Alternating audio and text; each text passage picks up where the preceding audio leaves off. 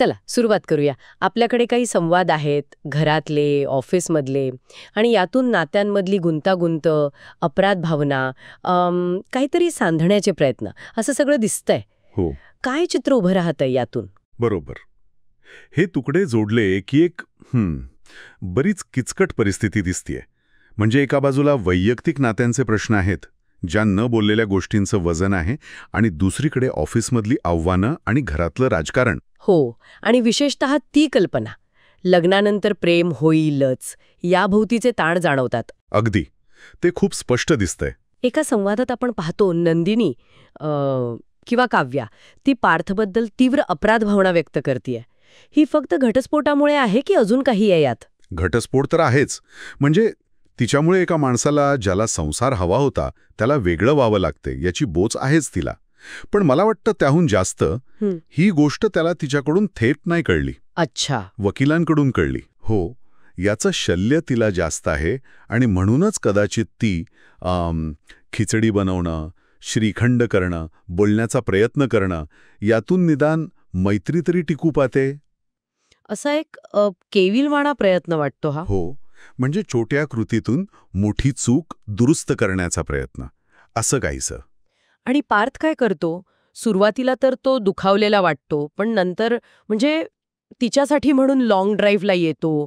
हा बदल कसा बघायचा? हा एक नाजूक क्षण आहे. कदाचित दोघांनाही कुठेतरी संवाद साधायचा आहे, पण ते भूतकाळाचं ओझं आहे, ते अडवतंय.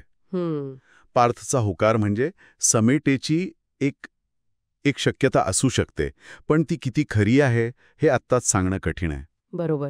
आणि याच गोंधळाबद्दल पार्थने कविता लिहिली असं दिसतंय ना. माझं प्रेम वेढं, तुझं प्रेम थोडं, सुटेल का कधी आपल्या नात्याचं कोडं. हो, आणि त्यात तो स्वतःला फिकं अत्तर म्हणतोय. आणि तिला सुगंध गजऱ्याचा. काय अर्थ लावायचा याचा? फक्त असमतोल. नुसतं असमतोल नाहीये. फिकं अत्तर आणि सुगंध गजरा ही प्रतीकं कदाचित त्यांच्यातलं भावनिक अंतर दाखवतात, अपेक्षांमधली तफावत, किंवा कदाचित पार्थचं न्यूनगंड पण असू शकतो. त्याला स्वतःचं प्रेम कमी वाटतंय का? असू शकतं.